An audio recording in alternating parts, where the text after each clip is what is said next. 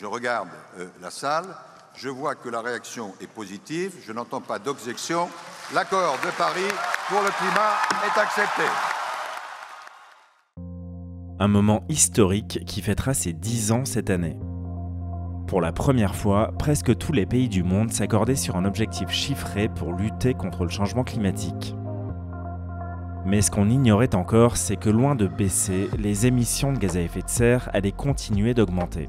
L'année dernière a été l'année la plus chaude jamais enregistrée au niveau mondial depuis 1850, dépassant l'objectif emblématique d'1,5 degré de l'accord de Paris. Ça ne signifie pas pour autant que l'accord est caduc et que tous les efforts doivent cesser. Chaque dixième de degré aura un impact sur certaines zones du monde, par exemple. En créant de l'instabilité, en créant des migrations, en créant peut-être des conflits.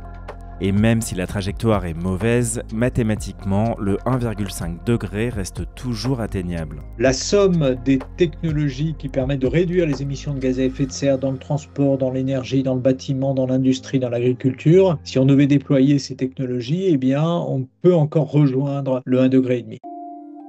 Avant l'accord de Paris, toutes les parties étaient engagées dans le protocole de Kyoto, qui ne demandait qu'aux États qui étaient historiquement responsables du changement climatique de réduire leurs émissions. À partir de l'accord de Paris, tout le monde est appelé à contribuer et on est dans une logique qui doit conduire à plus de coopération. Donc on n'a plus d'obligations, on a des engagements volontaires. Ces engagements volontaires, on les évalue par période de 5 ans et on est censé les remettre à jour et les améliorer à ce moment-là.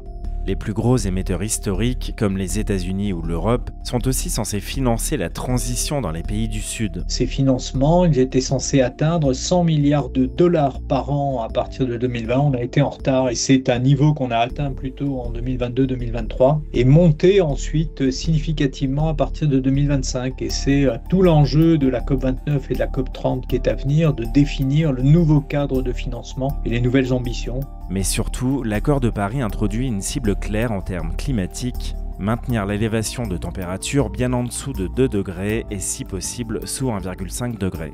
Ça apparaît en particulier sous la pression d'un groupement de pays, qui sont des pays plutôt fragiles et notamment des pays liens, ceux qui ont vocation malheureusement à disparaître et qui sont au milieu du Pacifique notamment, ce ne sont pas les seuls. Et cette fragilité fait que pour eux, pour nous tous, mais pour eux tout particulièrement, chaque dixième de degré va compter. Il y a une différence béante entre 1,5 degré et 2 degrés. Et donc c'est ce point essentiel de l'accord de Paris qui fait que dans le débat, on a installé cette nouvelle référence à 1,5 degré et nous flirtons désormais avec ce 1,5 degré, ce qui conduit à ouvrir un débat plus encore sur l'efficacité de l'accord de Paris et la possibilité d'atteindre ou de ne pas trop s'éloigner de ses objectifs. Le réchauffement planétaire est aujourd'hui mesuré avec des outils robustes combinant observation et modélisation. On a beaucoup plus de moyens aujourd'hui, notamment de moyens satellitaires, pour avoir d'une part une observation assez précise des émissions et puis par ailleurs une observation bien plus précise que ça n'était le cas auparavant concernant la dérive de la température.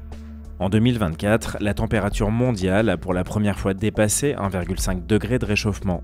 Mais ça ne suffit pas pour autant à invalider l'objectif le plus ambitieux de l'accord de Paris. Les scientifiques dans ce domaine, et je n'en suis pas puisque je suis économiste, ont établi que pour se garantir que nous avons franchi un seuil, on ne peut pas le faire uniquement sur la base d'une année. Il faut plusieurs années d'observation, notamment parce que pour une année donnée, eh bien, on peut avoir des perturbations, notamment liées à l'activité volcanique, qui peut avoir une incidence sur la variation de la température. Il est donc important de rester prudent face à la grande variabilité du climat, même s'il y a bien longtemps que la tendance, elle, ne souffre plus d'aucune ambiguïté. Il est certain que la température monte, qu'elle monte tout particulièrement et très fortement depuis la fin du siècle dernier, depuis 1990, qui d'ailleurs correspond aussi à la chute du mur de Berlin, au déploiement de la globalisation, donc il y a également une corrélation avec cette accélération des activités humaines. Et donc tous ces éléments font qu'aujourd'hui, finalement, il n'y a pas de doute qu'on n'est pas très loin d'1,5 degré, mais il n'y a pas de doute cependant, et c'est un point qui est absolument essentiel, que même si nous devions dépasser, ce qui est assez plausible, ce 1,5 degré, il faudrait continuer à se battre, enfin je sais pas comment le dire, mais avec les dents. Il faudrait pas que nous soyons impressionnés par cette perspective d'être désormais à proximité d'1,5 degré et que nous concluions à partir de là que l'action climatique est un échec et que l'accord de Paris est un échec. Le budget carbone restant pour limiter le réchauffement à 1,5 degré est d'environ 200 gigatonnes de CO2, soit 4 ans d'émissions au rythme actuel.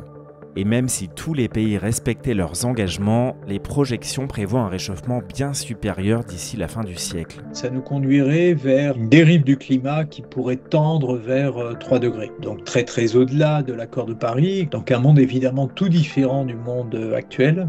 Il faut quand même noter que l'accord de Paris a permis d'éviter le pire. Mais les efforts restent largement insuffisants et les impacts du réchauffement, qui étaient initialement attendus pour la seconde moitié du siècle, sont déjà bien visibles aujourd'hui. Ce que disent les recherches scientifiques à l'heure actuelle, c'est que l'horizon s'est rapproché et que des phénomènes qu'on imaginait devoir rencontrer dans la deuxième partie du siècle, eh bien on va devoir s'y confronter. On s'y confronte pour certains d'ores et déjà, confère les feux en Californie par exemple, qui ont été précédés il y a assez peu de temps, 2-3 ans, par des feux massifs au Canada. De plus, ces prévisions ne tiennent pas compte des bouleversements politiques, comme par exemple le retour d'un climato-sceptique à la Maison-Blanche. Évidemment, c'est très problématique en termes de signal et ça l'est notamment parce qu'on a la garantie que l'État fédéral ne contribuera pas aux financements qui vont être au cœur de la prochaine phase de mise en œuvre de l'accord de Paris. Il faut augmenter sensiblement les financements schématiquement du nord au sud et donc il n'y aura pas $1 de l'État fédéral. En revanche, ça ne sera pas nécessairement le cas des États locaux et notamment des États démocrates qui auront la possibilité de contribuer à ces financements ou de certaines grandes collectivités, notamment des grandes villes aux États-Unis ou des entreprises. Il paraît donc peu probable que le monde parvienne à stabiliser le réchauffement au niveau de l'année 2024. Néanmoins, ces 10 dernières années, beaucoup de progrès ont été accomplis dans des domaines comme l'énergie ou les transports pour accélérer la décarbonation. Et leur adoption dans nos vies quotidiennes dépend désormais tout autant de logiques économiques que d'une volonté politique. Évidemment, le ton tout à fait martial et la détermination, le cynisme d'ailleurs dont font preuve Donald Trump, en tout cas les gens qui l'entourent à l'encontre du climat, est assez nauséabond, disons-le. Mais de fait, l'état des technologies décarbonées, qui sont très directement en concurrence avec les énergies fossiles, n'est plus du tout ce qu'il était au moment de sa première élection et c'est un point d'attention qui me paraît tout à fait important et un point d'espoir.